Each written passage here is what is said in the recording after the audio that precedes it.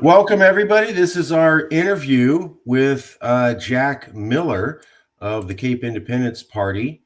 Is Cape independence possible? That's what we're going to talk about today. This is part of our continuing series of what we call advocacy interviews for our upcoming global summit. Jack, 30 seconds to do the promo. We'll be right back. Okay. No problem.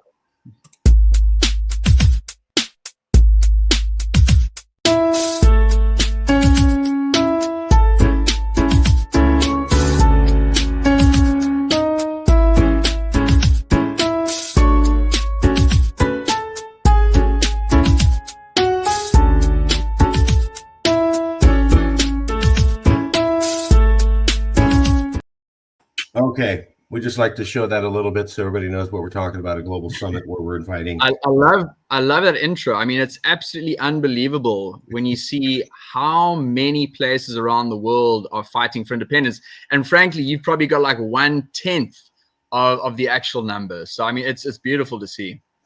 And that's the thing that we found out was that there's a lot of independence movements, and what we're finding out is that the international system is not really designed to listen or pay attention to them. The United Nations is designed for existing member nations, and a lot of existing member nations don't want to hear about independence movements in their country, and so the United Nations seems less interested in hearing those conversations. A lot of groups that we reached out to said, you know, we struggle to get in the media outside of our country, and our country censors what media there is. So that's partly why we're doing it. We just don't think people are able to get their argument out. And that's why I wanted to do this interview. So this is an advocacy interview. We wanted to interview you, and we wanted to talk about why South Africa should be independent. Let me do a quick introduction for everybody, and then we'll go right to you. So we're talking about the Cape Independence Party. Today we're interviewing Jack Miller, and he's going to talk about how possible it is. Cape is also known as Cape Exit. This is one of the promos we put for the video. Is Cape Independence possible? We believe so. A couple pictures of the people out there. There's some of the youth protesting for Cape Independence. They've had freedom marches. A lot of people out in the streets, filling up the streets. A lot of protests in different places. And great branding. I have to say, Jack, your branding is outstanding. The T-shirts, the banners, the backdrops, the trucks. And this is a little bit about Jack. He's almost everywhere, helping to organize, helping to support independent candidates. Nice T-shirts. There he is again, right at the beginning, on the streets, meeting with everybody.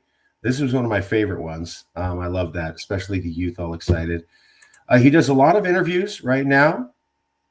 I'm going to ask you about this one especially. I thought that this interview was special. We'll go into that later. But he's doing a lot of interviews on Africa television. He's talking about this all the time. Here's a little bit of the background of support for Cape, and then we'll get into a little bit of the arguments about why you want independence. But first, Jack, why is Cape independence important in your words? And I like to start off with the elevator speech. So you and I are in an elevator. We're traveling up to the 30th floor. You got about 2.5 minutes to do an elevator pitch. And we're going to do a deep dive, but just for everybody to get introduced, what would be your elevator pitch? You're never going to see me again, but I have massive connections to the United Nations, etc. And you got about 2.5 minutes to tell me, like, hey, man, we have the right to be independent, and we're not really getting a fair shake. What would you tell me if I was, the UN Human Rights Commissioner, and you had about 2.5 minutes to put a bug in my ear that I couldn't get rid of? What would you tell me in that time to make your case? Well, to be brutally honest, I'd give a very different 2-minute speech to the United Nations representative as I would to an Afrikaans speaker living in Brackenfell versus a English-speaking Muslim person living in the Boer Kaap, because there are so many different reasons why Cape independence is important, and it appeals to different groups for different reasons. But I think, the I'd probably say the simplest one would be the financial one, because essentially to run a country properly, you need resources, and when certain territories that are locked into other countries are being abused financially, generally that's the number one gripe of people. So I would go to that as my initial opening, that here in the Western Cape, we pay 260 billion rand in taxes to the national government on an annual basis. We get back in the Western Cape a total of approximately 60 billion rand in our provincial and local allocations. So we're losing direct access to almost 75% of the revenue that we produce. So we could cut taxes in half and still have enough money to double the services that we currently have in a Cape that's trapped to the South African government. You're right. That is one of the major reasons why there's a lot of independence movements, from what I can tell from the pattern. They have more resources, and the resources are extracted. They only get a fraction of the profits, or they pay more in taxes and they only get a fraction. I know there's a lot of movements looking at that. So you're talking about a 75% revenue loss. We did a little bit of research. So is this the revenue split agreement or the Division of Revenue Act that causes this to happen? Yeah, 100%. So yeah, 200 billion, that was about 5 years ago, or yeah, Okay. 4 or 5 years ago. So now we're up to about 260 billion that we're paying in each year. But this is from the Revenue Distribution Act. Can you tell us about the, is it the Division of Revenue Act or the Revenue Split Agreement? What's the official term, and what does that mean, the Division of Revenue Act? It's DORA, the Division of Revenue Act, and that is basically how the national government, which is controlled by the ANC, they determine how the revenue that's generated in each province is allocated around the country. So we've got an incredibly centralized political system, which is also one of our gripes. We argue that if South Africa was to remain as a unitary state, we accept that it could work under certain conditions, but it could only work under the conditions where we would have extreme federalism and tremendous decision-making powers down to the local provinces. So currently that's not what's happening. And the Division of Revenue is one example of how the Western Cape is being abused by the ANC-controlled national government. And let me just add that the official opposition, the Democratic Alliance, who actually now is in a partnership with the ANC in a government of national unity, we've been banging on the DA's doors for 17 years now, telling them to resist and to fight the Division of Revenue. And to this day, they have not done that. So we kind of have two battles on our hands. We've got a battle against the national government, which is controlled by the ANC, and some of the extremist ideologies which you'll see expressed both in the ANC as well as parties like the EFF. And then we've got the supposed parties which stand for our, which give a voice to the minority groups in South Africa, which happen to be a majority here in the Western Cape. And that would be primarily the Democratic Alliance. But the Democratic Alliance have shown themselves to be not only spineless and toothless, but in some cases complicit in going along with many of these discriminative policies that are pushed on us by the ANC. So we have a battle to try and convince the DA to also adopt policies which would be more in the interest of the Western Cape and to be more of a serious opposition. So yeah, that's a longer discussion, but we've got battles both on a national front as well as on the on the provincial front. Okay, well, that's wow. So there's multiple political parties. There's the Democratic Alliance, there's the EFF and the ANC. I believe ANC stands for African National Congress, if I'm not mistaken. What does EFF and ANC going back was at least 20, 30 years ago, Nelson Mandela's organization. I don't know if they're still that today, but What is the EFF? What does that stand for? Well, I mean, it stands for the Economic Freedom Fighters, but I mean, that's a complete oxymoron. They've got the worst economic policies you've ever seen. They want to burn and break everything down and steal what isn't nailed to the ground. So they're not exactly economically free, or they expect everything to be free and not work for it. So we've certainly had, many ideological disagreements with parties like the EFF, who would be considered a more extremist wing of the ANC. Okay. And to be frank, they're outright Nazis. They're black Nazis, and their policies are based purely on a deep hatred and racism against the minority groups of South Africa. The EFF. Wow. Okay. We'll be pulling them up here in a second. What do you mean by discriminatory policies? I think I know what the answer is, but when I was looking into it, I was shocked that this was happening in South Africa. So when you talk to people in America or in California, they think that South Africa is a racial utopia where everybody is treated fairly and race is no longer an issue.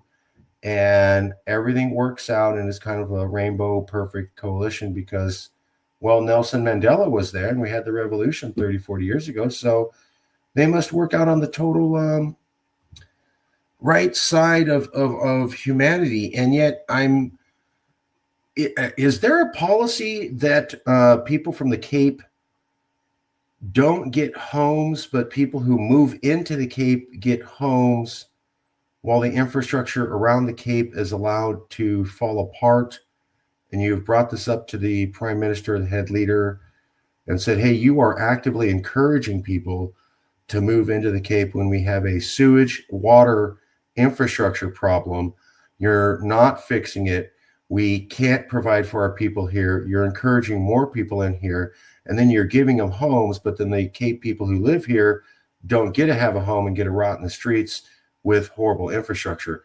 Is that right? Is that correct?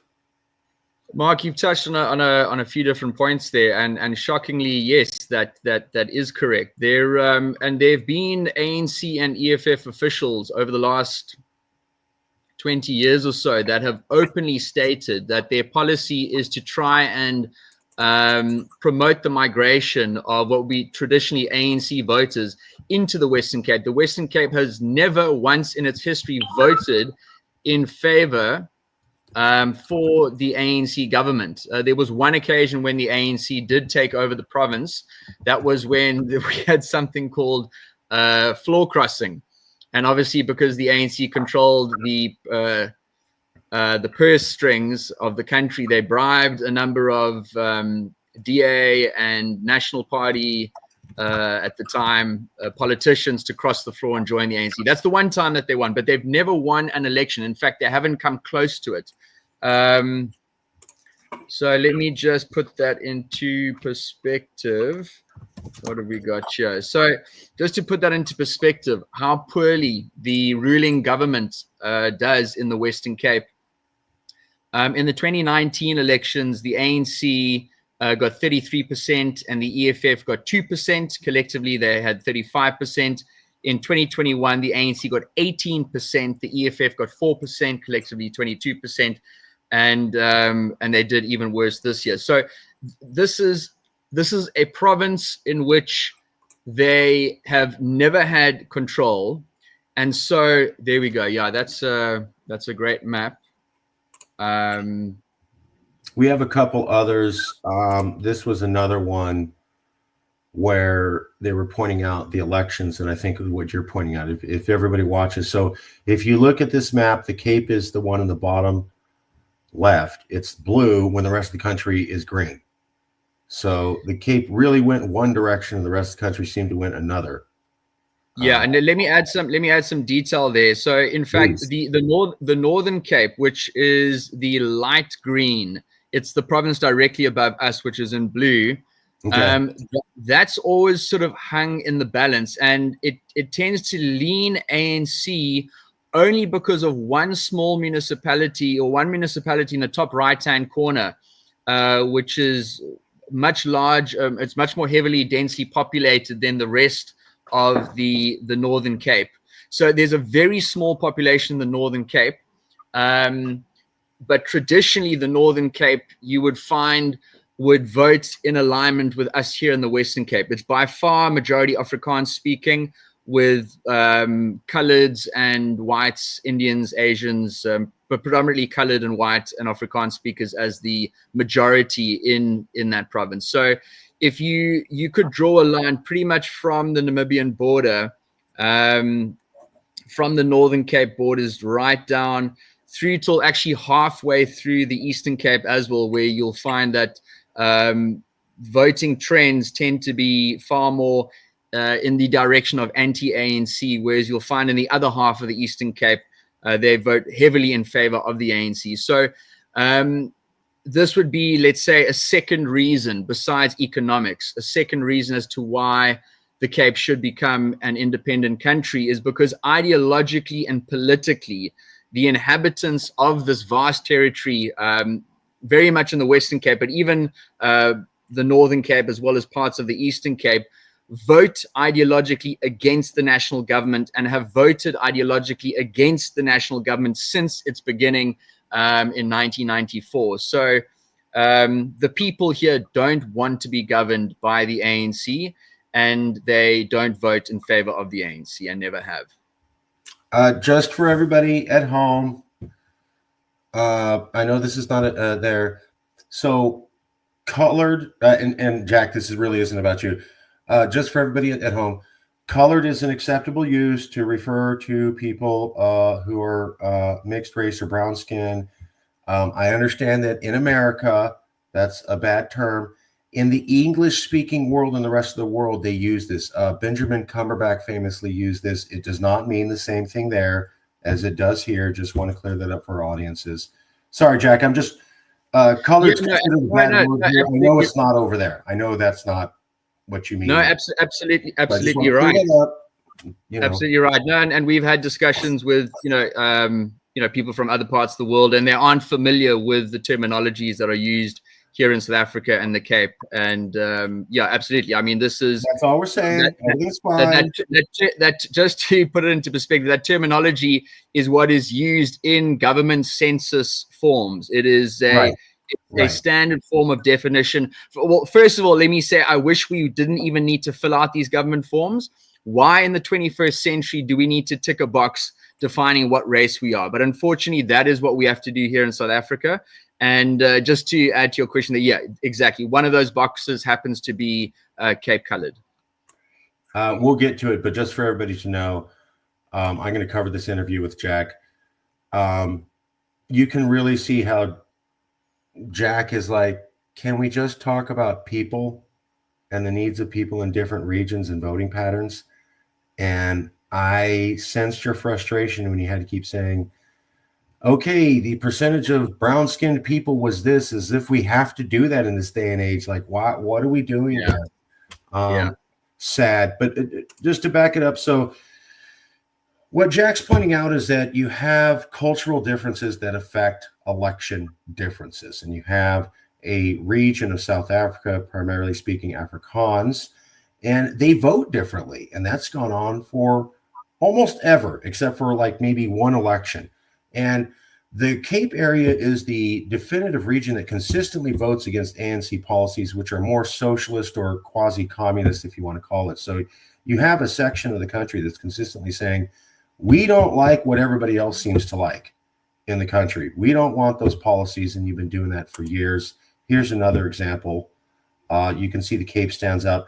That area to the top north, I think, is the Zulu area, but obviously they don't have enough to make the election go radically different. So you guys are constantly fighting a government that has radically different opinions about how to govern. Like they are more of a socialist angle. I guess the ANC and a majority of the country seems to support that, whereas the Cape region is politically against that. Is that fair? Yeah, and we mustn't overlook, you touched on it now, but this this part of the map there, KwaZulu-Natal, that is a key player in the political spectrum. So yeah, not only is there a strong Cape independence movement, but there's a very strong Zulu independence movement, and there is, I'd probably say it's maybe similar in that there's an underlying undercurrent within our two communities, our two territories. The Zulus are incredibly proud people. They've got a very proud history going back to Shaka Zulu. I mean, that's a very interesting history. In fact, South Africa has got fascinating history going back many hundreds of years. And the Zulus were by far the dominant tribe in those northern and eastern parts of South Africa. And in fact, you see that white patch next to above the Eastern Cape, as well as touching their KwaZulu-Natal. That is an independent country called Lesotho. Right. And there's another sort of hole in South Africa above it, and that is Swaziland or Swati. Yes, and in 1966 and 1968, those two territories declared independence. But how they developed a different identity, in fact, so the reason Lesotho is called Lesotho is because the people who live there speak the Sotho language. So if you look at the map of South Africa, what you'll see, which is very interesting, is that virtually each province is defined by a unique language. And so the Zulus are the dominant language and ethnic tribal group in KwaZulu-Natal. Yes, exactly. Then you'll see the red there, the Eastern Cape, that's majority Xhosa speaking. Then you'll see the green, that is Sotho. So there you've got that independent country, that's Lesotho, and then everyone in that territory speaks Sotho. Then above that, we've got Tswana. And for those people who know the Southern African map, the country above that pink area is called Botswana. And the reason it's called Botswana is the majority of people there speak Tswana. And so you'll see that all of these territories, there you can see the purple, that's Swazi, and that touches Swaziland. So and here in the Cape, it's majority Afrikaans speaking, and that's we have these long historical different cultures that have gone back centuries, and so there have been conflicts between the Zulus and the Xhosas. And when Shaka Zulu essentially founded the Zulu nation in the early 1800s, different historical records have got different accounts of it, but anywhere from 1 million to 2 million black people were slaughtered at the hands of Shaka Zulu and his expansive military. One of the most successful African military leaders in African history. And as a result of that, many of the Sothos who were living in those territories fled into the mountains. And so Lesotho is actually a mountainous region. And it's because the Sothos had to flee the Zulus and then form essentially their own safe territory up there in the mountains, which is today Lesotho, an independent country. So there's all sorts of interesting stories like this going back into the history of what people call South Africa today. And we were never a country up until 1910. It was only after the British Empire forced these independent territories into the Union of South Africa after they slaughtered women and children in concentration camps. The first recorded concentration camps of modern history was by the British Empire against the white Afrikaans people here in South Africa. I found the movie, we had talked about that before. I had found the movie where they mentioned that Kingsman movie. It's the latest Kingsman movie, the Kingsman 3, has a scene about South Africa concentration camps scene. 1 second. Oh, there it is. Okay. So there's a movie called The King's Man. It's came out recently. Here, let me get a picture of it for everybody. But this actually shows what Jack is talking about. They actually depict it. I'm a big history buff. This is largely not depicted anywhere in movies. It's also largely unknown. Give me 1 second here. I'm going to show you the name of the video here. But the first concentration camps were by the English against the Boer, who are of Dutch heritage. Sorry, let me remove this. Yeah, Boer. Boer. Thank you. Boer. Thank you. Boer. Boer. Yeah, I think phonetically, in America, you might say Boor, like Boer. Boer. Yeah, Boer. So yeah. there it is, Kingsman 3. And here is a scene. 1 second. There it is. Okay. Sorry, this will be worth it. I promise you. I just want everybody to see this because most people don't know this at all. They have no idea. They're completely unaware. They think the Holocaust was the first time. The Holocaust was horrible.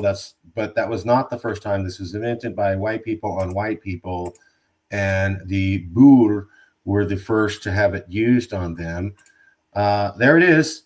So that is the depiction of the concentration camp in the background with English guards. You can find it in the movie Kingsman 3, which came out in 2021.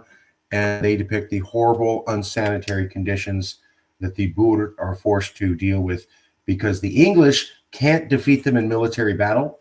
And so they have to concentrate them into camps so that they can diminish the population of fighters. Because the Boer were so good fighters, they basically inspired Winston Churchill to create what we would call today special forces. So the idea of special forces comes from the really awesome Boer fighters and how they could use special tactics. And with a few guys in commandos, basically, is the other term I think that came out of that. And 100%. The English learned from that. So a very fascinating piece of period. It happened. These people were almost wiped out, and they put them in concentration camps, and the death toll was incredibly high because they didn't have this thing called soap, and so they were letting people die of diseases in these camps. It was a horrible condition. You almost never hear about that, but absolutely true. I wanted to make sure to point that out. Let's go back to the main thing. So these people are different. There's a historical difference. Let me ask you this then. What is this map trying to convey? Triangle is back from scientists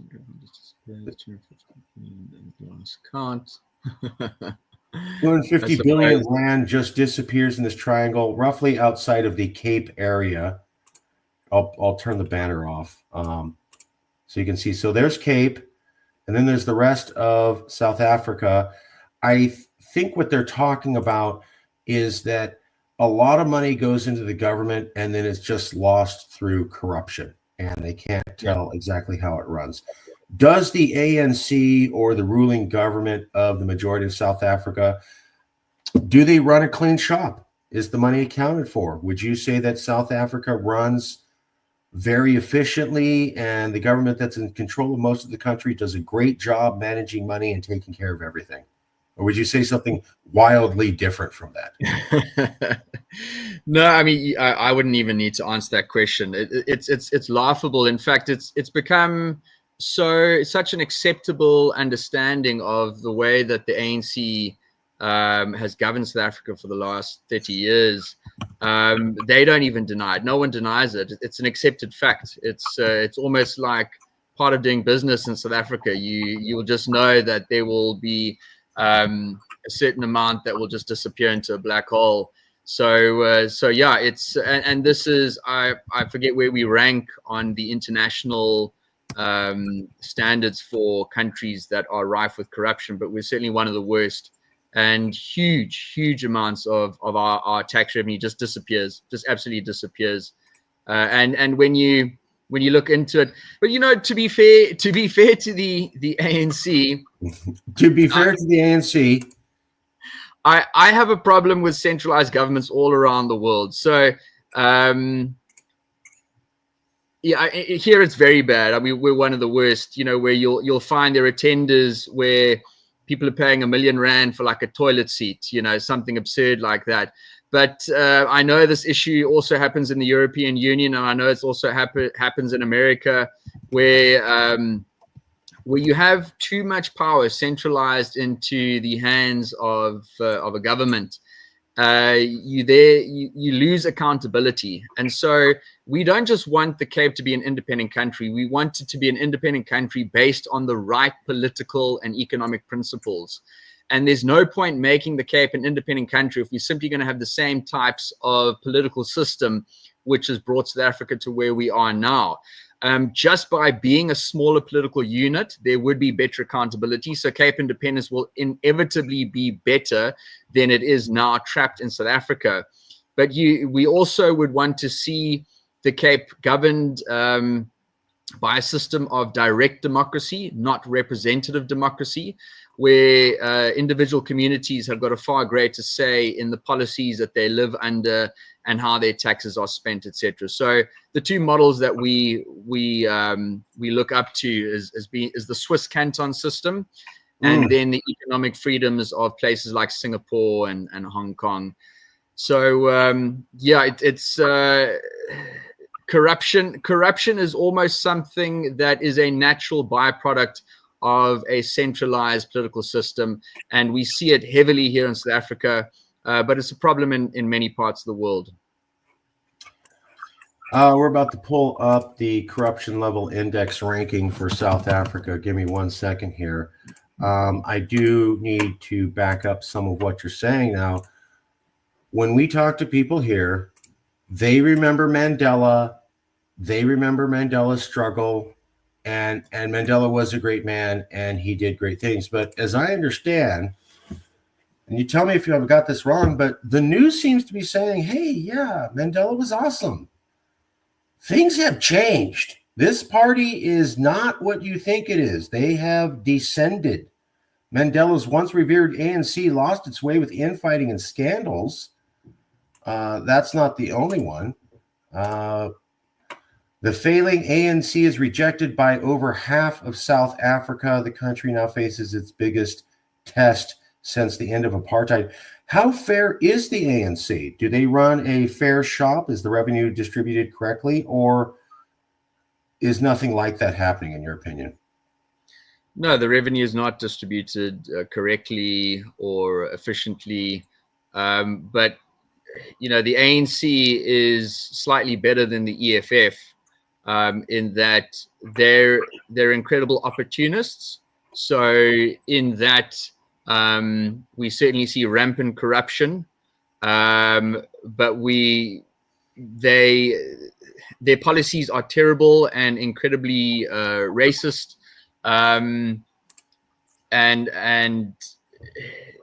inefficiency and corruption is rife throughout the ANC and the South African government. But there are even, it's hard to imagine, but there are even worse political entities in this country than the ANC, and the EFF would be one of them. So why is the EFF so bad? Well, they basically, the leader of the EFF in one famous interview stopped short of calling for the genocide of all white people in South Africa, at least at this point. So genocide of all white South Africans is something that he does not rule out. And when that is taken in context of the I'm not sure how familiar your audience is with farm murders here in South Africa. So South African farmers have got one of the highest death rates in the world. We first of all, we got one of the worst murder rates in the world. We're literally within the top 3 between us and depending on when the drug cartels are having a slaughterhouse in places like Colombia, etc. we're worse than a war zone at around 50 to 60 murders per 100,000, and South African farmers are 3-4 times that number. So it's unbelievable, and they're a small population. So and the EFF openly calls for the murderer. There's a famous song that they have, which is called "Kill the Boer," which, as you know, kill the farmer, kill the white Afrikaner, who are predominantly in the farming space and have been in the farming space for generations. And so it's destroying South Africa's ability to feed ourselves as a country. We used to be a net exporter of produce. That's not the case anymore. And the EFF is on top of calling for the murder of farmers, has said that they also would consider the genocide of all white people in South Africa at some point. Wow. Damn. Wow. Okay. Let's see. Is this who you are referring to? 1 second here. Just so everybody can follow along. Just for everyone following along, this is true. It sounds extreme, but here he is. I will not stop singing the chant, "Kill the Boer, kill the farmer." And that is from a man known as Malema. Let me pull this up. I think this is what you're talking about. Yeah. EFF Julius Malema says that he will not stop singing the chant, "Kill the Boer, kill the farmer," while the Equality Court has ruled that the song is not hate speech. Yeah, it's insane. Hold on, everybody. I'm going to show you this right now. This is exactly what I saw on the news interview. This is exactly what I saw on you. You've got to. You're not going to believe me if you don't see it. Hold on. Give me 1 second. I'll pull it up for everybody. I'm learning while you're learning. We're learning together. Yeah. So if calling for the genocide of an ethnic group is not considered hate speech, then I don't even know what hate speech is. Wow. Okay. So, let's see here.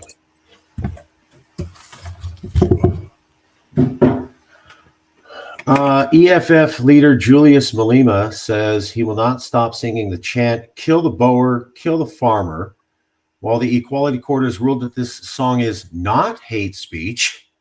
The Democratic Alliance has opened a case against Malema at the United Nations Human Rights Council. The issue led to scuffles between a group of white men and EFF members outside the party's headquarters. And there he is. EFF party, I feel the right to say wipe out all these people in the country. That's democratic. Let me ask you about something I saw.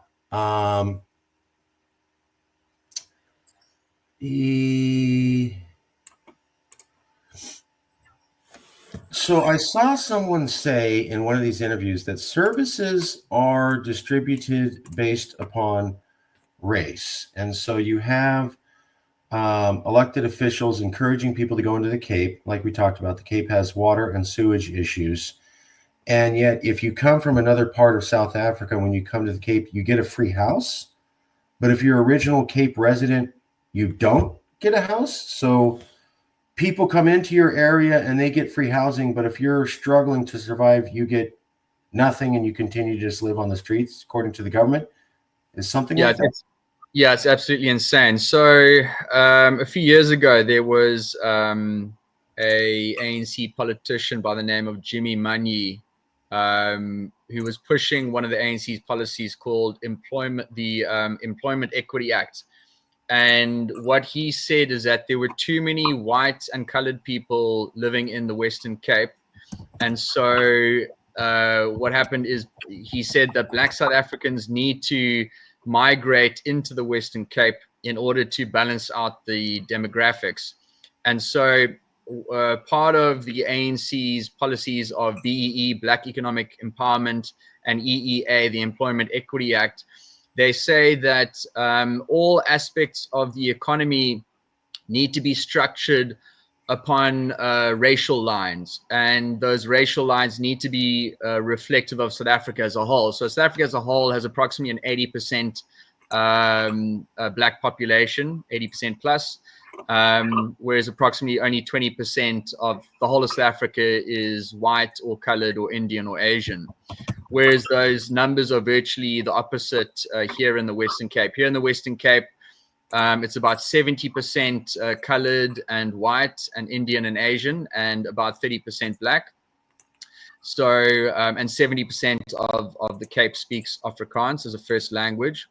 So, what the national government has justified their housing programs. They basically say that houses need to be allocated according to the demographics of South Africa, but the demographics of the Western Cape is entirely different to the demographics of South Africa. So they'll argue that if houses are being built in the Western Cape, they need to be given 80% to black people, and only 20% can go to other races.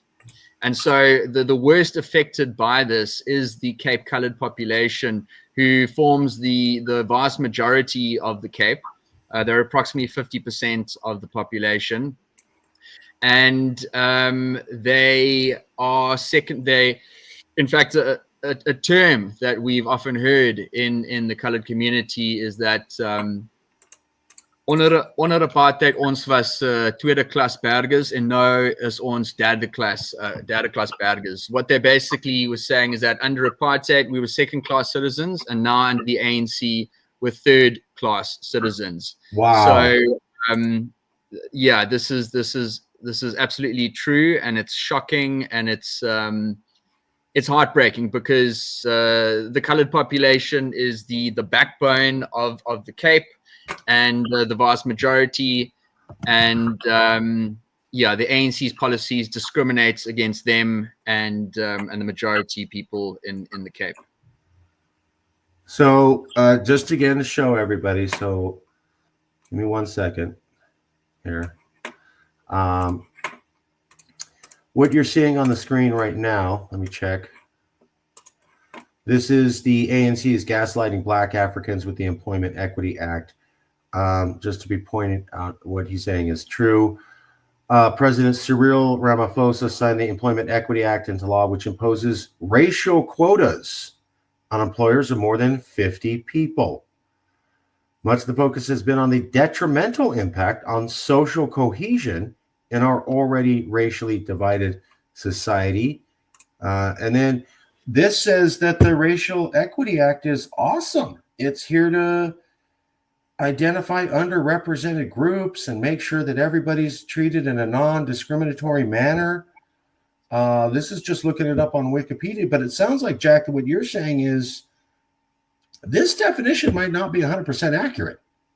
That in fact, no, well, it's I mean, it's Orwellian doublespeak, because they say they need to discriminate in order to fight discrimination. So I mean, as I said earlier, they will claim that the workforce and the economy needs to be reflective of the population of South Africa.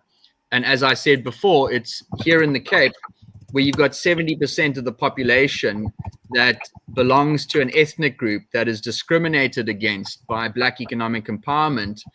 And the government says, well, we're only going to give houses based upon a racial breakdown representative of South Africa's demographics.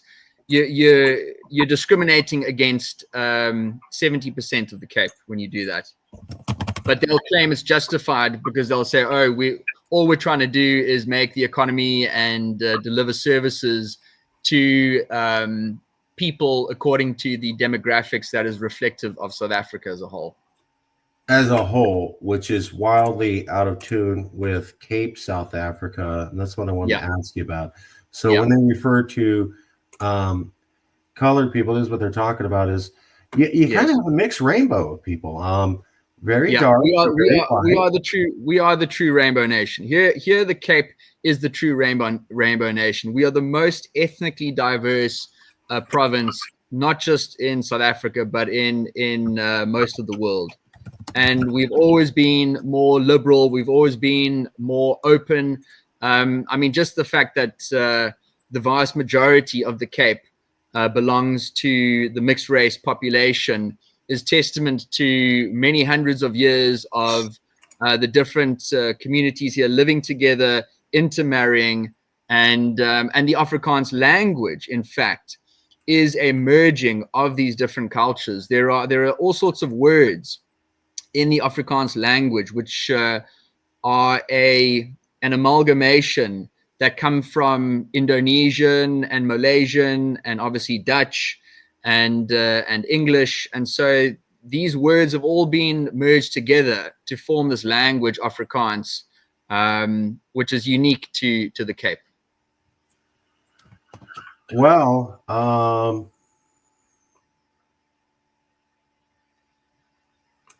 that's interesting, because when we did an web search right now, let me just show you what the internet's saying. And I don't know who to believe, Jack. I mean, you're there on the ground, and we've got these very vanilla covered descriptions on the internet. Let me show you another one. So those are the colored people, very racially diverse, not Caucasian, not as we would say white. But when I do an internet search, there isn't much information about the ANC discriminating against colored people in South Africa at all, anywhere on the internet. Isn't that strange, Jack? Yeah. Well, I mean, the internet and it's all you need to do. If I wasn't talking to you, I would not know this exists at all. If I looked online, there is no discrimination against these people by Black people in South Africa. Doesn't exist. Here's the AI search. So, Jack, who am I to believe? You who actually lives there. Yeah, and the same would apply to Indians. The largest Indian population outside of India is in fact in KwaZulu-Natal, in Durban. And there were horrific riots there in KwaZulu-Natal in 2021. And the Indian population came under attack, and so they had to defend themselves in those riots. So there are all sorts of things which I'm sure the international, let's not call the mainstream media, because the mainstream media is dead, but the legacy or corporate media certainly wouldn't report on things like this. And so this is a problem not just in the Cape but in other parts of South Africa.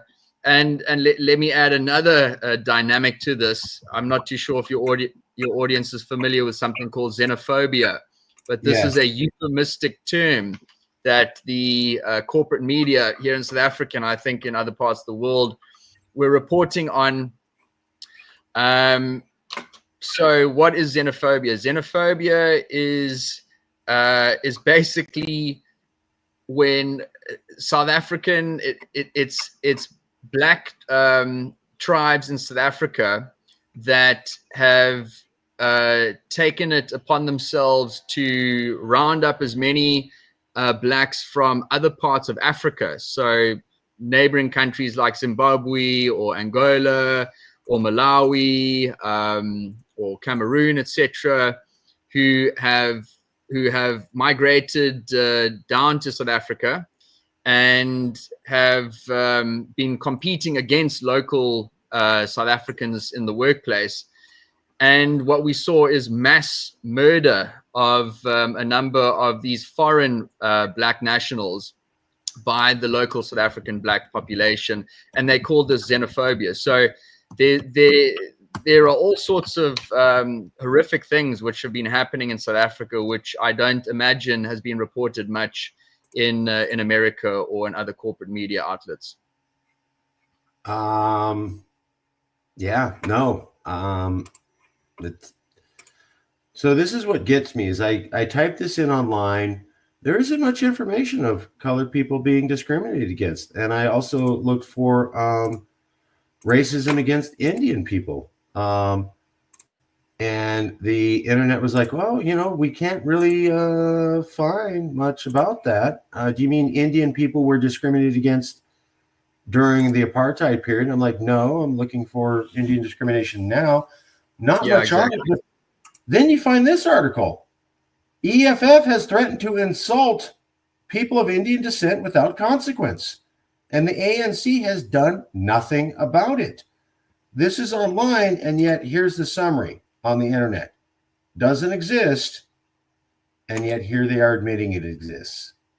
So I find that's kind of weird, huh? That there's information out there, but that the internet summarizes the total opposite of what you're saying and what some of the information. How strange. How bizarre. Yeah, Mark. I mean, I would I can happily give you contact details. I don't know if you've got any journalists down here, but we can put you in contact with representatives from the colored communities, and they can tell you firsthand about some of the things that have been going on in South Africa for the last. We'd like to talk to them. We'd like to talk to them because I don't think people get it. So what's happening here, everybody, is these people. Jack, I'm going to talk in American here for a second. No offense here. Yeah. Folks, these are not white people. Okay. They're a range of hues. Some of them look Caucasian. Some of them look very dark. These are like Latinos. Like in my family, we have members who looked dark and black, white, Asian. I remember my aunt looked Japanese, and you just accept that this is the range of hues.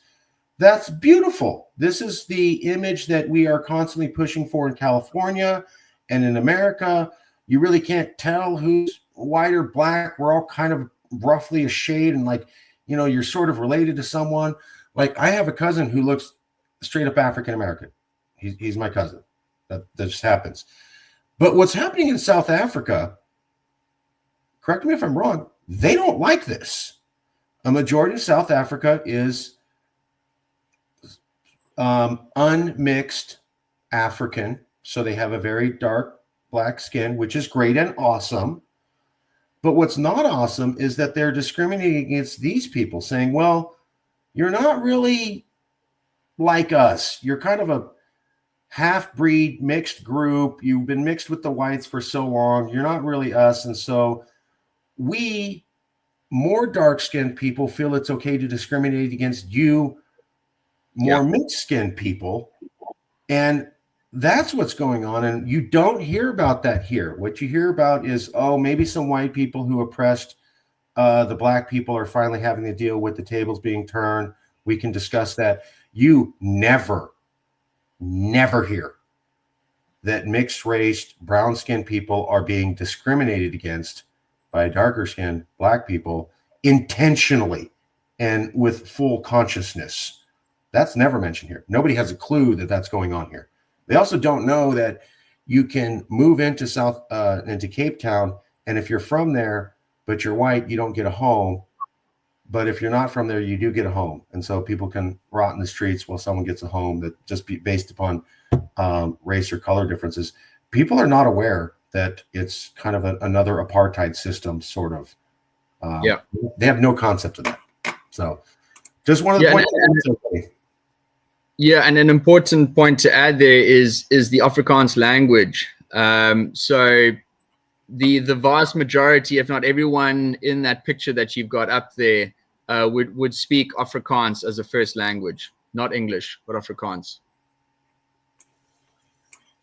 And that's so what he's talking about is this map here. So if you look in the map, it's not all of that area that's white is that should all be green. So basically the entire Western Cape, the entire Northern Cape, that entire area, if you can find, I know there are some good maps there, that entire area is vastly majority Afrikaans speaking, 70 to 80. Some of those areas are going to be 99% Afrikaans speaking. Yep.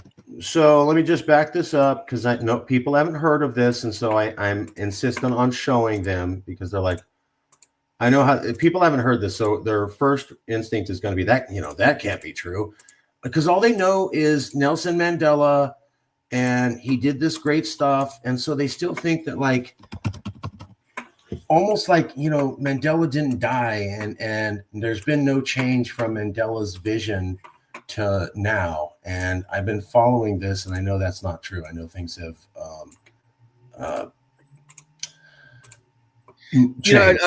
What I also want to add though is there have been some very good black politicians and very good black leaders and outspoken members of the different black tribes in South Africa who have attacked the ANC and have attacked the EFF over these racist policies against whites and coloreds and non-black. So, there certainly is a faction or a group amongst the different black tribes that do defend, fight against the injustices that we're seeing imposed by the ANC and parties like the EFF. But unfortunately, too many people are quiet, and unfortunately, the ANC has had a blank check for 3 decades now, and the EFF, they've also had a significant say in the types of policies that have governed South Africa. And as we said, when the Human Rights Commission here in South Africa rules that calling for the genocide of an ethnic group is not considered hate speech, you're sort of cornering people, where if the legal system is not giving us a fair hearing, where, can you call a ball a ball? Can you call a spade a spade? It's if that's not hate speech, then what is hate speech? The term means nothing. It becomes meaningless after a certain point in time. And so South Africa is definitely, we're in a, I'm going to be positive here. I'm going to say that I think the insanity has become so obvious at this point that it cannot last too much longer. When I say too much longer, is it another 5 years? Is it another 10 years? Is it another 20 years? I don't know. But the time will come when this failed experiment called the Union of South Africa will collapse. And we're already starting to see it tearing at the fringes. So, I hope we've seen the worst of it. And I hope that we will all be able to peacefully live side by side as neighbors, as friends, as groups that will trade with one another, work together, proud of our language, proud of our communities, and discard to the history books this legacy of racism and prejudice that we've seen in South Africa, not just now under the ANC government, but before under the apartheid government, and which all began in 1910 when the British Empire forced us into this fake country, this false unitary state called the Union of South Africa. South Africa did not exist before 1910. So we've barely existed for more than 100 years. So we've existed as independent entities for many hundreds of years before we've existed as a unitary state. So it's only a matter of time, we believe, before we go back to decentralization at the very least, or independent countries ultimately. Just to back up what he's saying, there's the colored. According to the internet, there's no discrimination, but that's not true. And there it is. Majority of the colored, 75%, speak Afrikaans. These people who look like this, 75% of them speak Afrikaans, yes, which is out of line with the rest of the place. Also found this article here. South African mobs hunt down immigrants and kill them. So just like what you were talking about. So it's not exactly a racial utopia there. despite the nostalgic image people may have. And I guess we should go to this. I was going to ask you about this because when I watched this interview, it was very clear what was going on.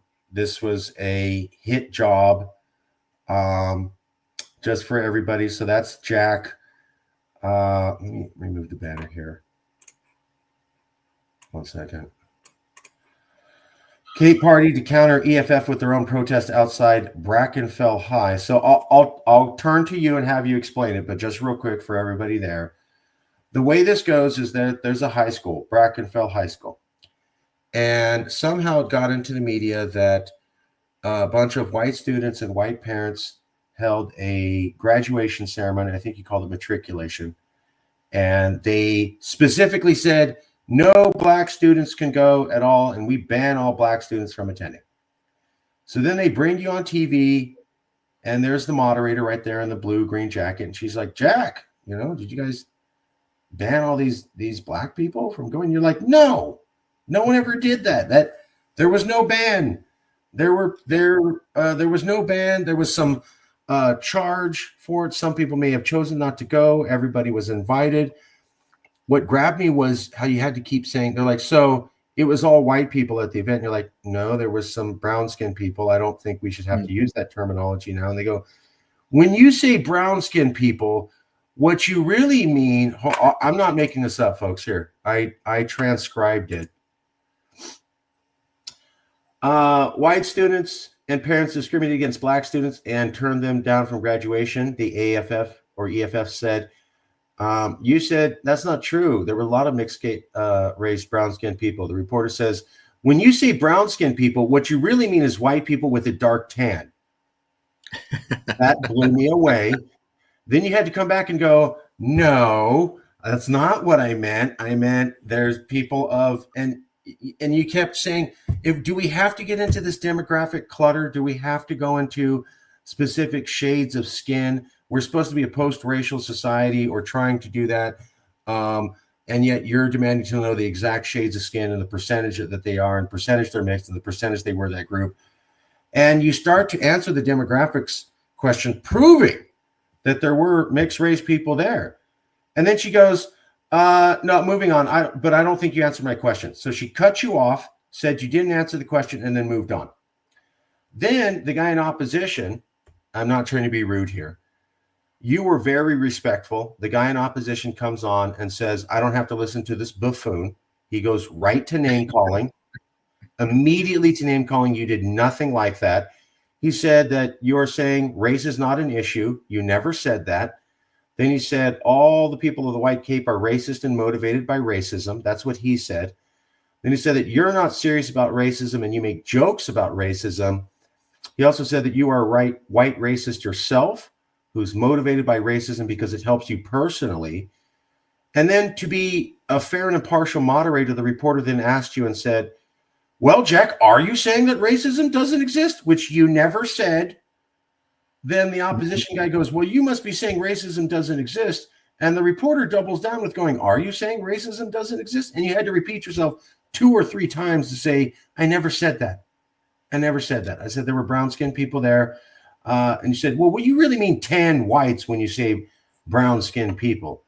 And then the reporter went back to the opposition and said, he said you deny that racism exists.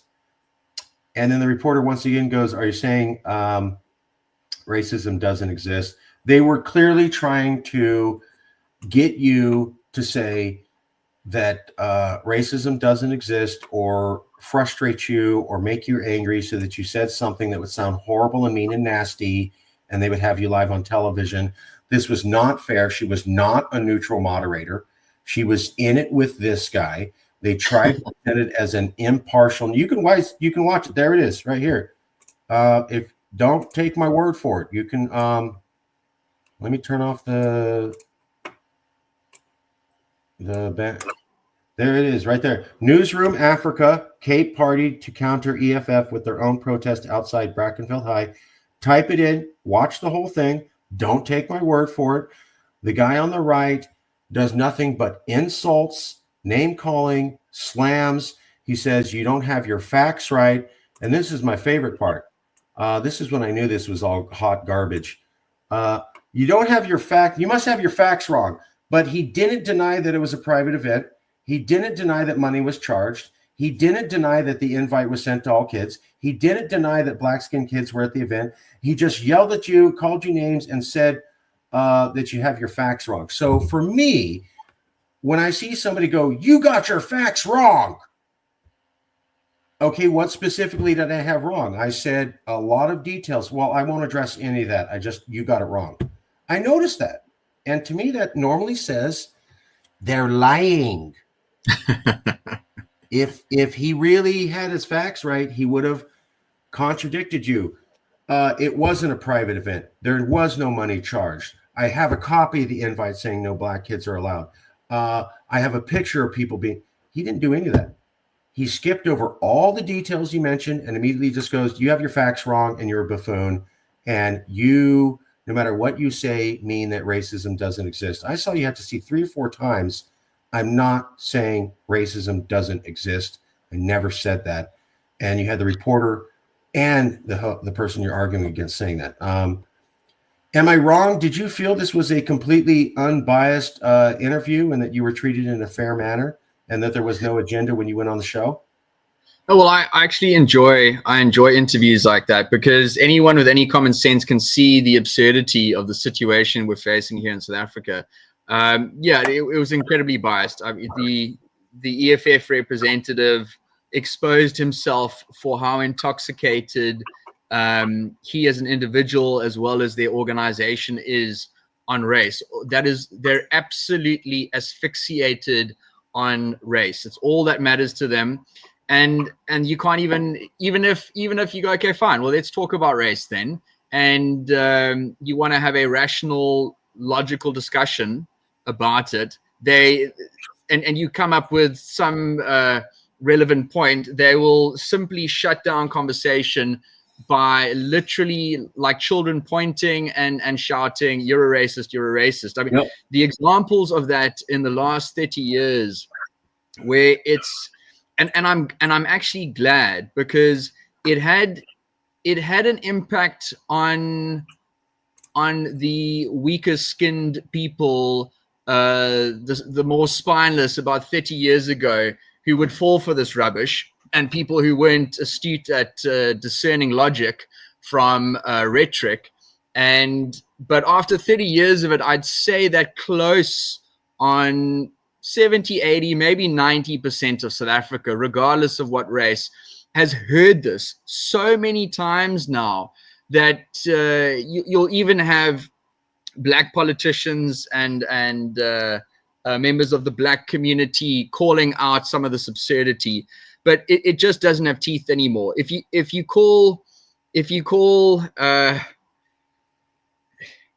call someone racist over and over and over again with zero facts to substantiate it, eventually people just realize, okay, there's no substance to this, and it's simply a tool and a tactic that they use to try and shut down conversation and to steer focus away from the failings of the government or the failings of their political policies, etc. And after 30 years of this, it actually doesn't carry water anymore. People don't buy it. Okay, I'm going to play you guys a section of this in a moment. We're waiting for it to queue up. I'm glad that you have a positive attitude about it. You have a very positive attitude. That's awesome. This is part of the reason why we're having the summit is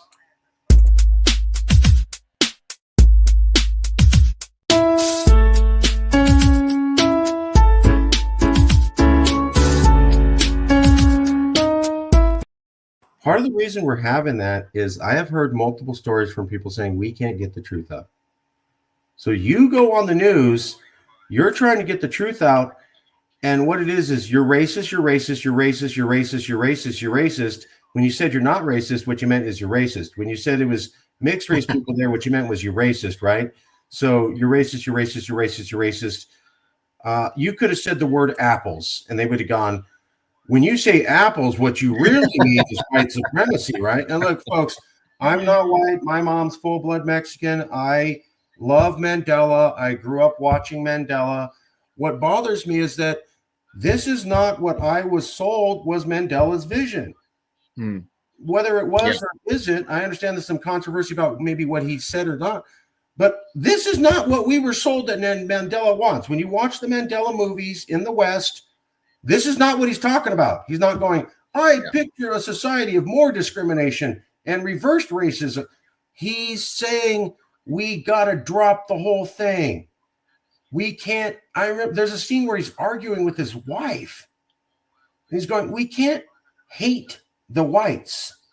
We're not going to make a unity. We're not going to have a nation. You're talking about permanent civil war. I want peace. Peace doesn't happen with two groups going, hey, that person's going to get over me. We better go get them. We have to have some sort of agreement where we live in peace. At least that's what the movie showed. This is not that at all. The picture you're showing me of racial quotas and you're white, so screw you, or you're mixed race, so screw you. That sounds like reverse apartheid. You don't have to comment on that. That's just, you don't have to say anything. This is what I'm saying. Don't take my word for it. Here's a little bit of... The Cape Party wanted to oppose that and say that we stand for racial unity and we want to support the school kids, the parents, and the... That's a little bit of Jack against the other guy. I'm waiting for him to queue up. I can't fast forward it, but it's a little bit despicable. You're not treated fairly. That's why we're doing the summit. My God, if this is the only media that you're getting, it's like what you would see in the Soviet Union, and they would call it unbiased news when it was really state-sponsored media. So tell me what this means.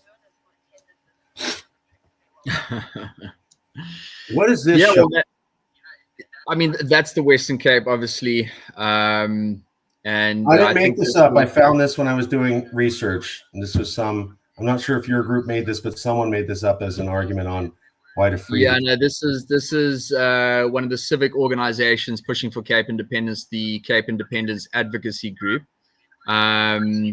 And yeah, this is one of their visuals. And yeah, I mean, it clearly shows that the rest of the country is going to into hell in a basket case, and the Cape, you know, we don't have to descend into the same types of destruction that we're seeing in other parts of the country.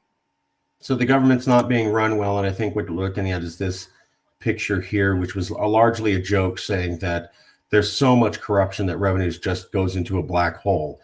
And so on top of revenue not being spent well, the country not being ran well, what you're also talking about is that on top of that, the Cape loses, right? You pay 250 billion rand and you only get back, you lose 75% of 260.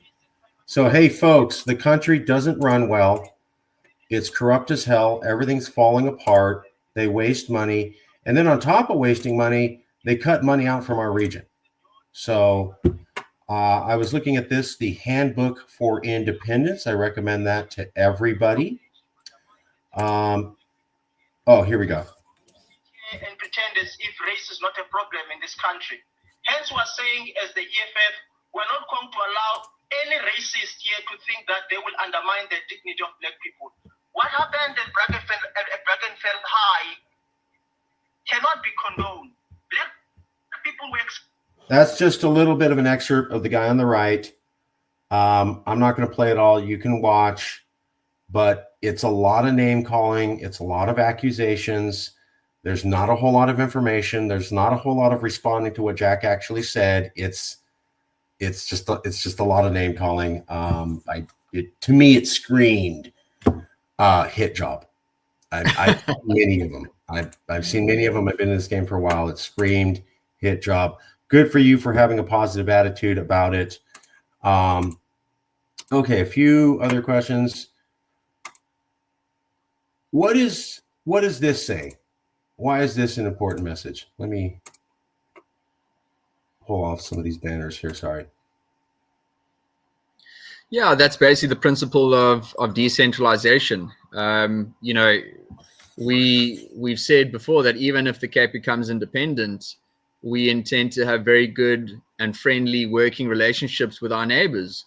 We're not going anywhere. So we would love to have friendly trade with the Eastern Cape currently, friendly trade with the Zulu Nation and KwaZulu-Natal, friendly trade with other parts of what is currently South Africa. So, but we can't have a autocratic system in which policies which are discriminating and prejudicing the people of the Cape are imposed on us by a national government. It hasn't worked since the Union of South Africa was created in 1910.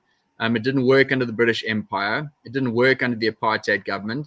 And it's not working now under the ANC. And so both the British Empire and the apartheid regime collapsed. And it's only a matter of time before the ANC regime will collapse. And we believe that the solution moving forward is to decentralize power down to local communities.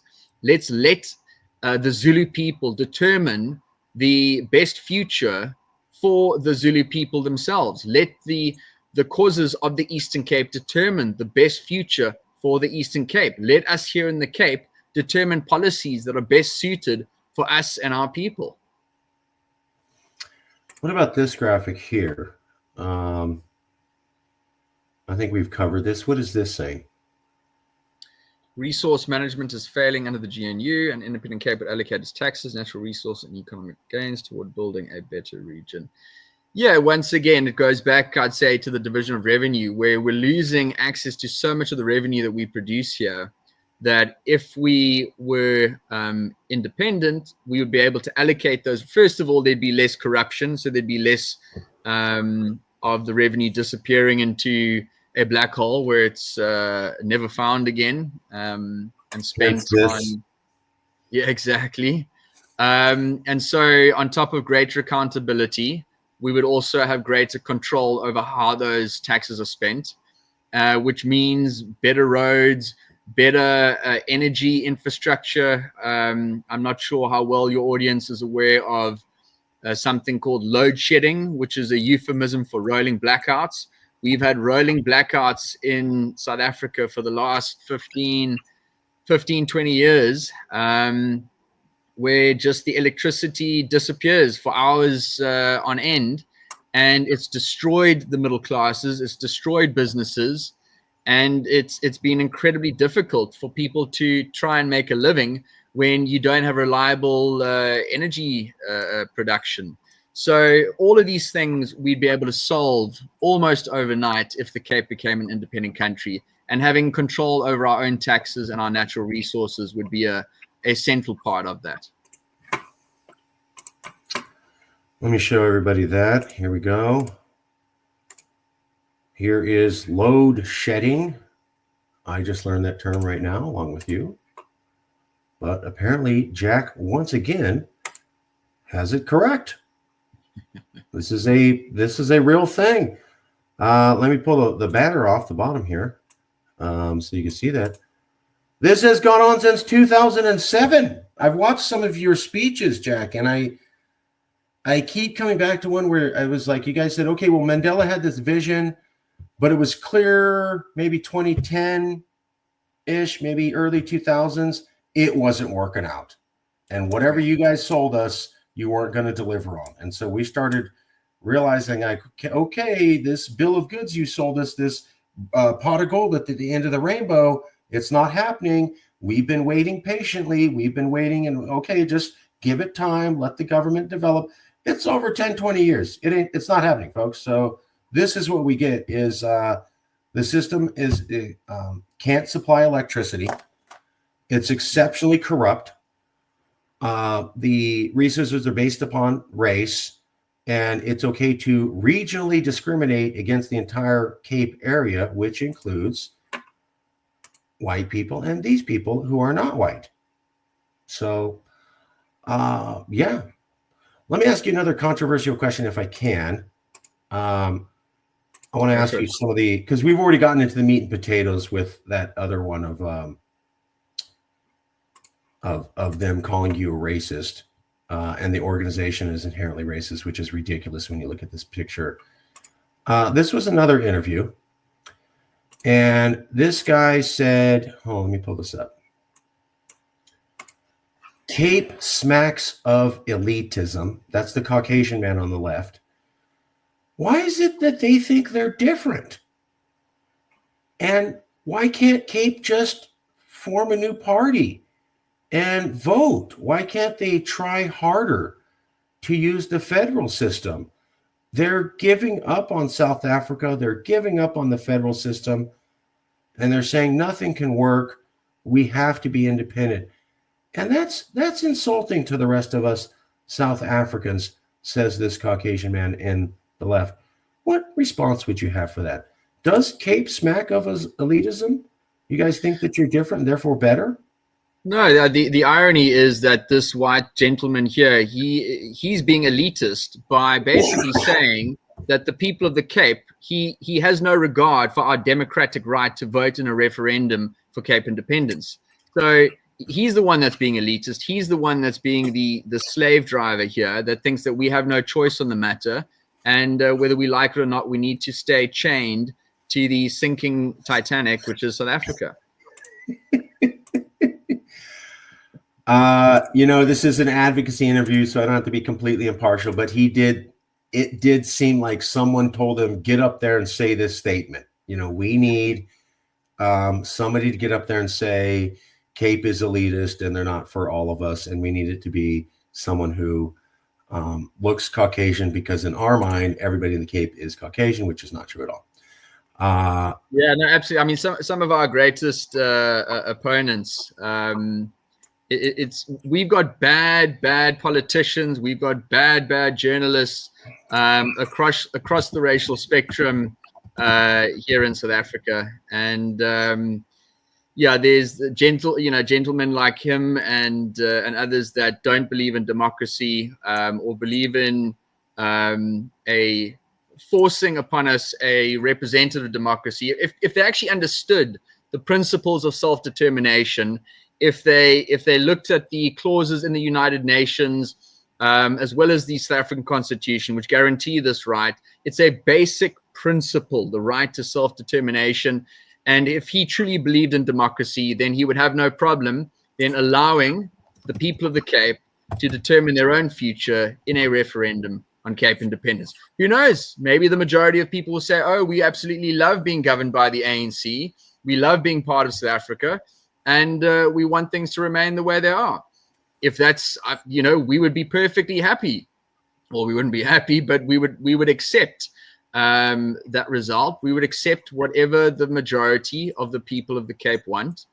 We just believe, and we know from polling, as you put up earlier in the beginning of the show, that 58% of people in the Western Cape are in favor of Cape independence, and 68% support having a referendum on Cape independence. So it's let's not jump to any conclusions here.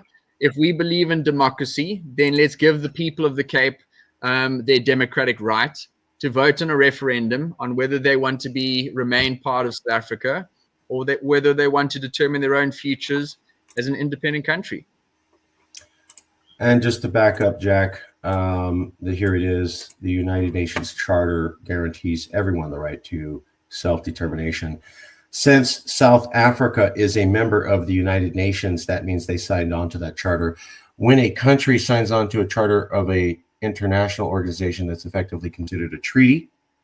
So South Africa is treaty bound to observe this UN right of self-determination. It also says that governments should represent the entire population without distinction based upon race. Without distinction based upon race, the government should represent the entire population, in addition to recognizing the right for self-determination. Sounds like they're not doing either one in South Africa, from my personal, from what I can see. And I would love to interview some of the brown-skinned Cape people whenever you guys get a chance, because it does help. Absolutely. Simply because I can show people this picture and they're going to be like, yeah, right. Because the name calling and the angles that they're using on you guys are just very sophomoric and not good. Okay, a little bit on this handbook for Cape Independence. The ANC lockdown has amounted to economic suicide, costing South Africa a staggering 10 billion rand every single day, while over 1 million skilled laborers having left South Africa over the last 26 years. The cumulative loss of employment to the country is staggering. Every year that the ANC has been in power has added approximately 1 million more unemployed. Sounds like you're saying the ANC is horrible at running the economy and has been for a while. Yeah. Okay. Yeah, that's a joke. And this book, you can just type in a handbook for Cape Independence or Cape Exit and it'll pop up. This was another one that got me. The massive erosion of pensions, savings, and earnings, particularly over the last 2 decades, has been catastrophic. In addition to lack of jobs, unemployment, and inflation, and deteriorating bargaining power of the rand, you also have massive deforestation.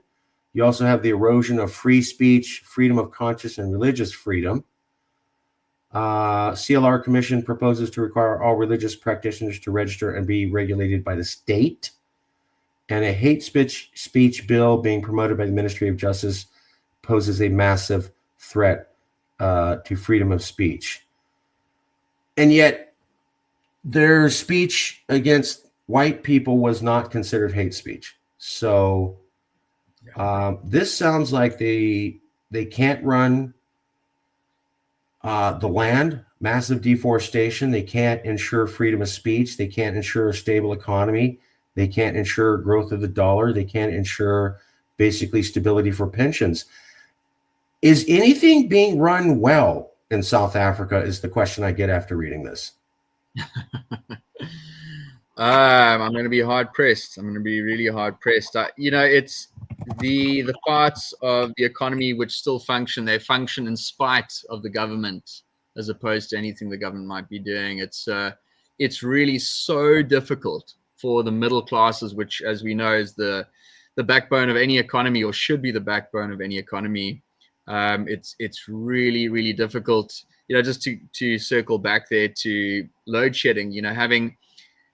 Having had load shedding for the last 15 plus years, just imagine you're a restaurant, or you're a laundromat, or you're a bakery, or you're a butchery, and you've got your meat in the freezers, and you've got your bread in the ovens, and you've got your washing machines, etc.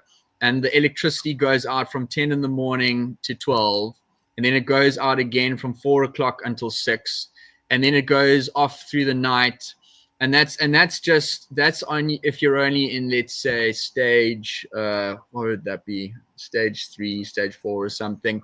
Then you get higher stages where, as you pointed out, you can go up to 12 hours a day without electricity. Now you cannot run a business if you don't have power for 12 hours of the day. It's absolutely insane. So many businesses have gone under. And so the revenue, the tax base has been shrinking. And with the tax base shrinking, the government has done the opposite of what they should do.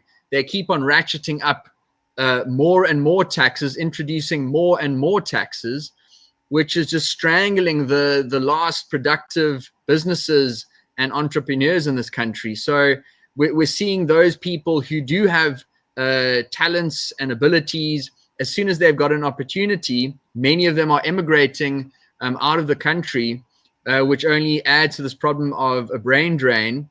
So South Africa is in big, big trouble. And if we continue on the trajectory that we're currently on, what we've got left at the moment is going to be all but gone in a few years. So this is part of the reason, this is a big part of the reason why we've been pushing for Cape Independence for so long.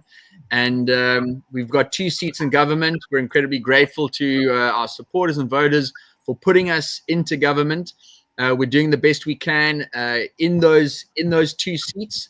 but we were hoping that we can make inroads into both the national and provincial government moving forward, and start to move the needle in the right direction, and at the very least bring more of our revenue back here in the Western Cape, and give the people of the Cape an opportunity to determine their own futures. We need to put an end to crime. We need to put an end to corruption. Just the education system's an absolute mess. And unless we take control of these things, which the ANC has destroyed over the last 30 years, we're going to have nothing left to save. Just to back up what Jack is talking about, here is a article. South Africa's democracy is stronger than others. No, stronger than its neighbors. Well, when you consider that your neighbor is formerly Robert Mugabe's Zimbabwe, then yeah, I guess we're doing better than them. I always have a joke. If we had elections in America and you had Stalin versus Hitler here, people would vote for Stalin, and Stalin's line would be, "I'm not Hitler." Well, that's all he's got. He goes, "Hey, yeah, I murdered all these people and did all this, but I'm not Hitler." Yeah, that's what we got. So, yeah, hey, I'm not Robert Mugabe's country. But even then, it says, as economic problems stack up, most of the population is becoming increasingly despondent. 3/4 say they would forfeit elections for a government that could provide economic security. Corruption is a problem. The state is becoming less effective. The ANC is in slow decline.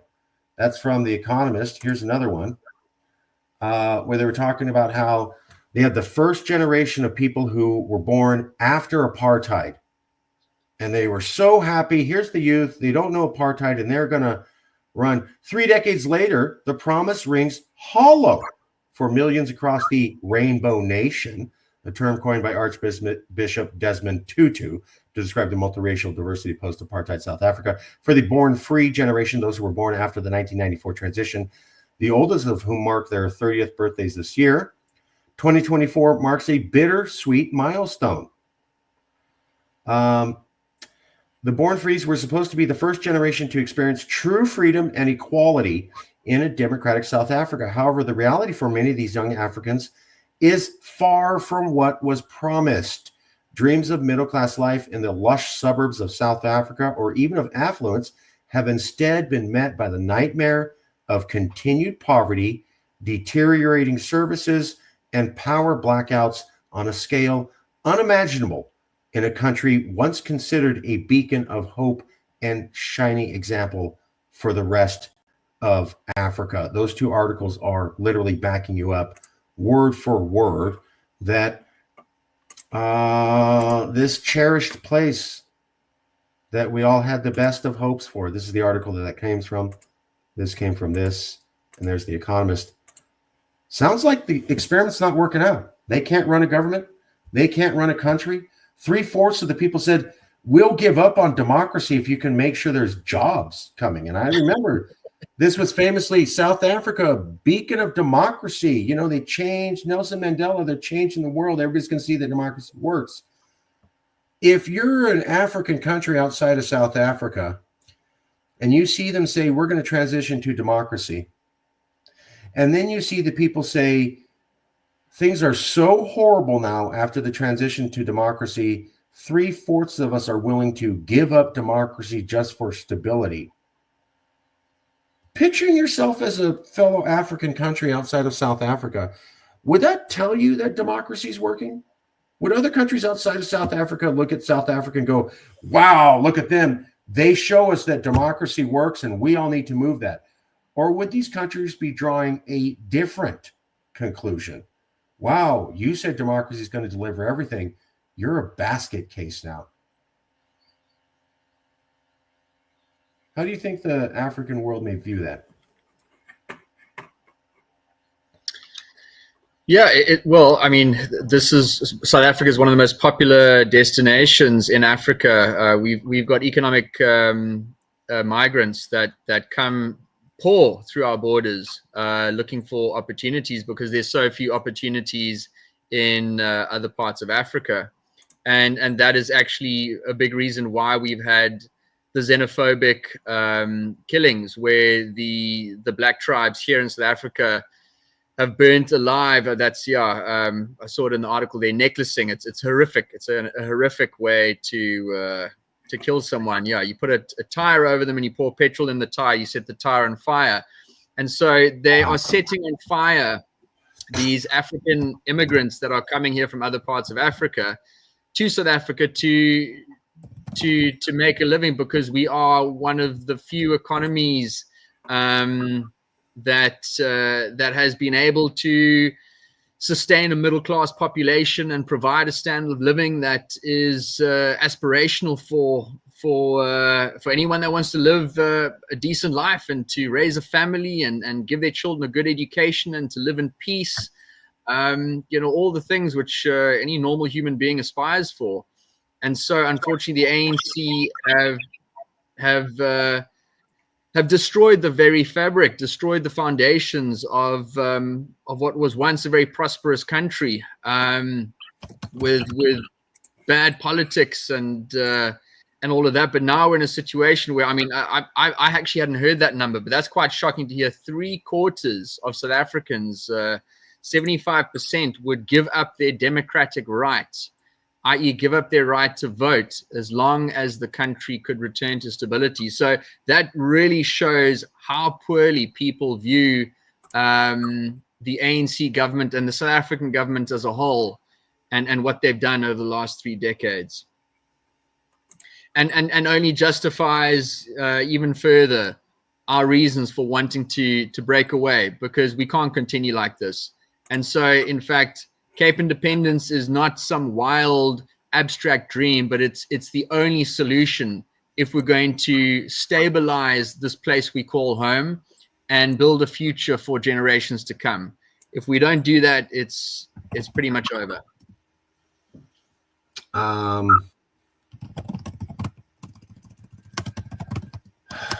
It's kind of, so I see this more as the ship's sinking, and you guys are talking about, we got to figure out a way to get a life raft, because this thing's sinking rapidly.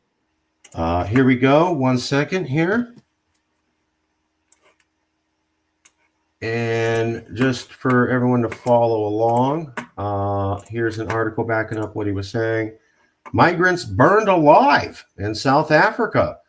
That's not the Boer people doing it. That's the dark-skinned South Africans who are in charge, are burning alive migrants. And just to back up what Jack is saying, and here's another one to back up what Jack is saying, the murder rate. Give me 1 second. Wow, this is all super pleasant.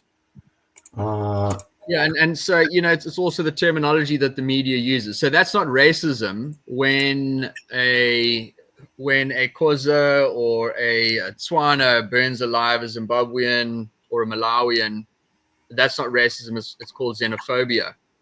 But here in South Africa, here we are trying to defend school children, and that EFF person points at us and just says, "Oh, you're racist, you're racist, you're racist." So it's the media's guilty, and the political system's guilty of completely warping reality and using race as a tool to manipulate discussion and to shut down debate and to prevent people from looking at their own failures and, in fact, their own racism.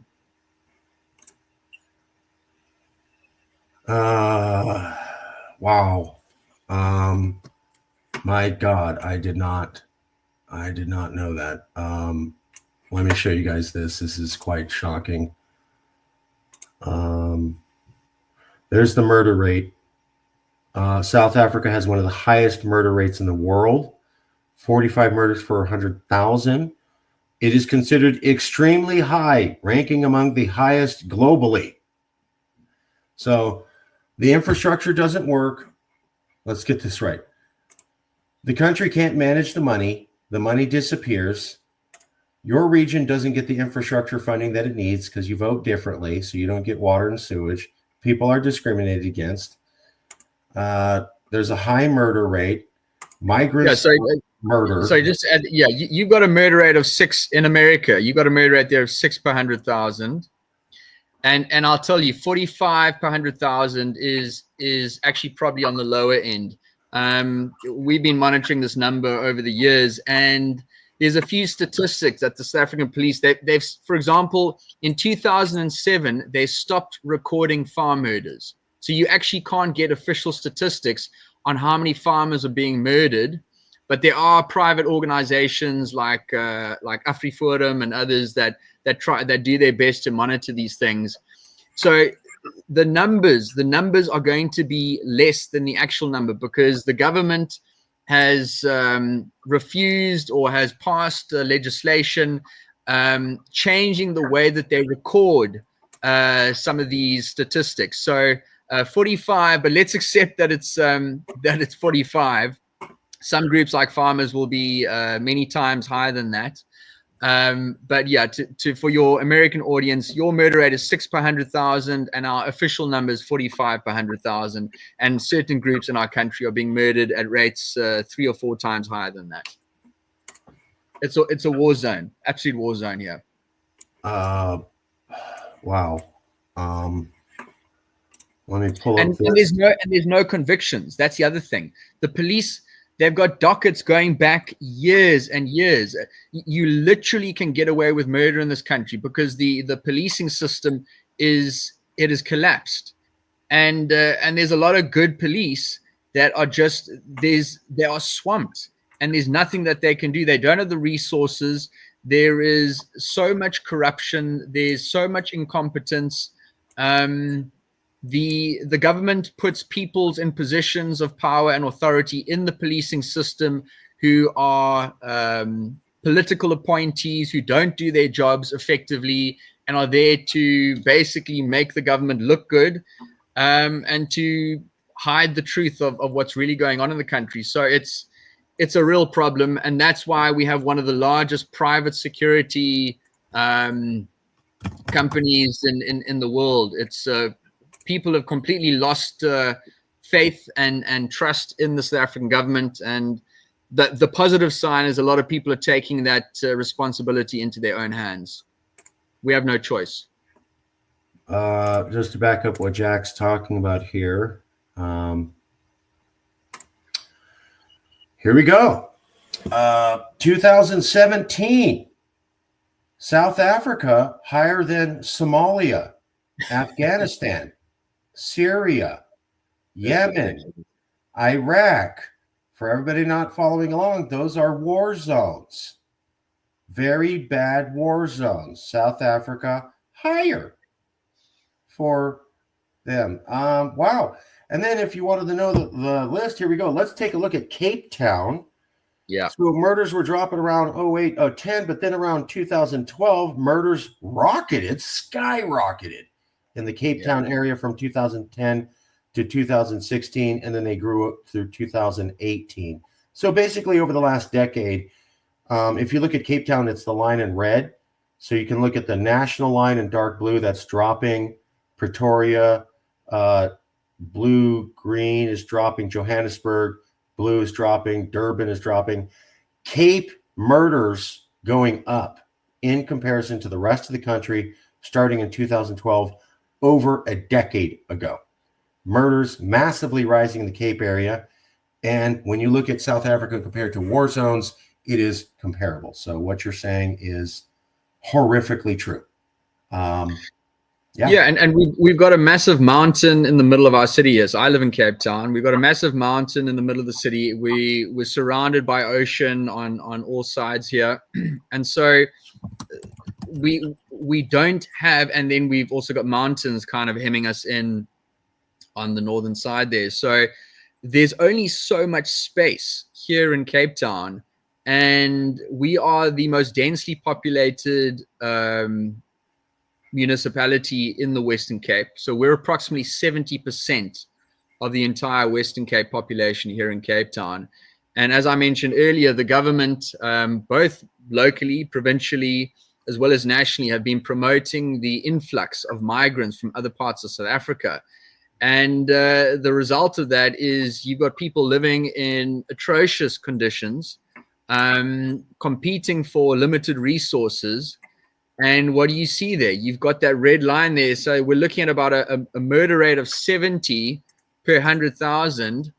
I'm judging just from my eyes here, I would say that would make Cape Town a more dangerous than Iraq, Yemen, Afghanistan, and Somalia. So we would actually be worse than all of those war zones. Well, you know, Jack, I got to say I'm confused. The sewage isn't working. The water isn't working. They're encouraging more people to your region to exacerbate the infrastructure. The prime minister encourages people to your area, gives homes to others in the rest of the country. Political parties are able to talk trash on you and say wipe you out, but that's not considered hate speech. You're losing about 75% of your revenue, and you have the highest murder rate in the world. I don't get why you guys want to go. It doesn't make sense. I mean, people are dying. The economy sucks. We can't house ourselves. We can't keep ourselves out of sewage. We can't make sure that we have running water. We can't make sure that we have power. We can't make sure that we have stable jobs. Most of the majority of the country is ready to give up on democracy because it's so horrible. Can't you guys just, hang in there and vote harder and, organize that vote? And I'm sure next election, you'll turn things around, although they've been sliding in the worst possible capacity for 3 decades. Come on, don't you believe one election could undo 3 decades of policy descendants? Mark, you absolutely smashed it out the park. I couldn't have said it better. I mean, when you put it like that, I'm sorry, it's so bad, and I don't. All you can do, if I don't laugh, I'm going to cry. Absolutely. I'm going to cry because it's so ridiculous. And we've been doing this for 17 years. We've been fighting for Cape independence. And, we're obviously, we're very grateful to our supporters and our 2 seats in government. But there is a point when you put it like that I kind of sink my head in sadness and shame and just go, how bad does it need to get before people grow a spine and just go, enough is enough, and I blame the DA for this. The ANC is the ANC. They tell us they hate us. The EFF tells us they hate us. They want to destroy the Cape. So, we can't blame them for stating their position. It's really up to the DA now, who are the majority party here in the Western Cape, and the voters in the Western Cape who vote for the DA out of fear. They would rather have the biggest opposition party be a lukewarm political party, as long as it's not the ANC or the EFF, in spite of the ANC and EFF collectively only getting around 20-25% of the vote here in the Cape. They've got no chance of winning. So it's about time that voters, as well as the DA, grow some spine and actually stand up for our rights and our freedoms, and for goodness sake, just our safety. How can we live under these conditions? And so if not outright independence, we're obviously pushing for independence, but at the very least, we need to take more control over our taxes and our resources. We need to take control over our policing, our water supply, our electricity supply, our education system, our infrastructure. We need to take control of these things. Otherwise, it's literally the DA is complicit in crimes against humanity. And we need to finally put an end to this insanity, because the way you framed it there, Mark, I couldn't have put it better. And it's a responsibility for those that do have control here in the Western Cape to take a stand and put an end to this insanity. Yeah, just totally confused, Jack. I mean, ruined economy, high unemployment, bad sewers, bad power, bad water, hate crimes, hate speech allowed against you, massive murder rate, racial discrimination, government funding, and no fair media. that sounds like utopia to me. I think you guys maybe need to reconsider what you're doing. You got it probably better than you can imagine. No, it's horrible.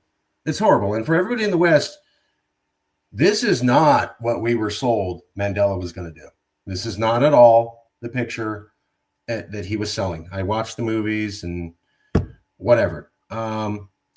So it's clear why you're pushing for full independence. You've been trying to make this federal system work for decades.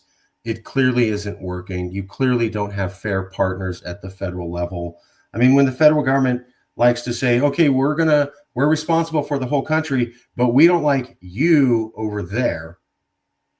And we're going to make sure that shows up in our funding and our policies and our speech by elected officials who are supposed to be representatives for everybody. Yeah, pretty hostile, pretty horrible. And when you add the murder rate in, it seems like there's no debate here. How can you say, let's give federalism a chance when the possibility of dying from it is among the highest in the world? To me, that says there's no debate at all. It's literally a life or death issue. If the government could have provided security and safety, that would be one thing. They can't. They've done it over 3 decades. They've proven they can't. And then when you allow the fact that they allow hate speech against you guys at the federal level, then on top of the murder rate, it's insane. If you guys were all Jewish or some Armenian, it'd be very clear what they would call this. I'll leave it there. I'm not saying it's there because it's not a clear thing, and there's a bunch of, there's whites and there's Indians and there's the colored people, which doesn't mean the same thing here in the West as it does over there, just to be clear to everybody. So Jack, we're winding down. What have we missed? What have we not done? What is it that needs to be covered? What arguments do you think have we not covered? I mean, we haven't gone into the long history. I mean, going back to the Khoi and the San and all those sort of things. But I think we've spoken for almost 2 hours, and I think you've done a fantastic job of summarizing, I think, the core points. I would say that the core points, you've nailed it, and I think we've given people good detail about it. But yeah, there are certainly the Cape. The Cape is such a beautiful place, and I know we've highlighted a lot of the negativity, and unfortunately, as a political party fighting for self-determination, we need to highlight the negativity because that's what we're trying to bring an end to. But this place is really beautiful. It's really amazing. We've got amazing people here. We really could be a true rainbow nation. We've got all the potential in the world. We're just being held back by a horrific political system, by a centralized political system. And if people will one day wake up and finally wake up and make the right political choices to put an end to this insanity, we would love to openly, with our arms open, invite all of you guys there in the States and anywhere around the world to come and visit us here. It's really a beautiful place. It's a beautiful land. We got beautiful people here. There's massive potential if we can just pull it together. And I'd like to just end on that positive note and thank you for the attention that you have been bringing to us here in the Cape and bringing to our plight. It's great to know that we have friends and kindred spirits out there who we can share our story with and share our concerns and our pain with. And you sometimes you got to walk through the fire to get out the other end. And I think we've been going through that. And I think if we can, we've got a lot of grit here in this country. You've taken some of our best. I don't know if you know, but Elon Musk was formerly South African. Well, he chose to come here. He chose. He didn't take. and many people have.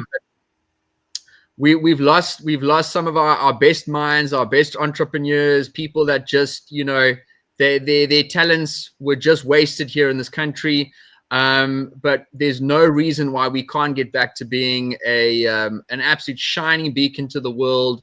We've got massive potential, and yeah, just thank you for putting a spotlight on our plight. And I look forward to discussing all of this more with you in the future, and from going from strength to strength. So thank you, Mark. Absolutely. We enjoy doing it. We're offering advocacy interviews to all of the people going to the Global Summit. And if you could help us spread the word, and if you know any other movements, let them know that we are legitimate, we care, and we get it, and we'll leave it there. And again, this is part of our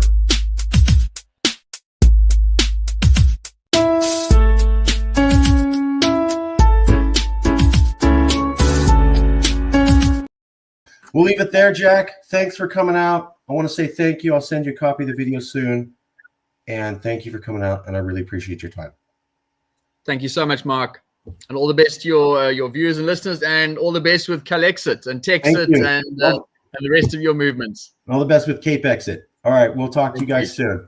Thanks, Mark.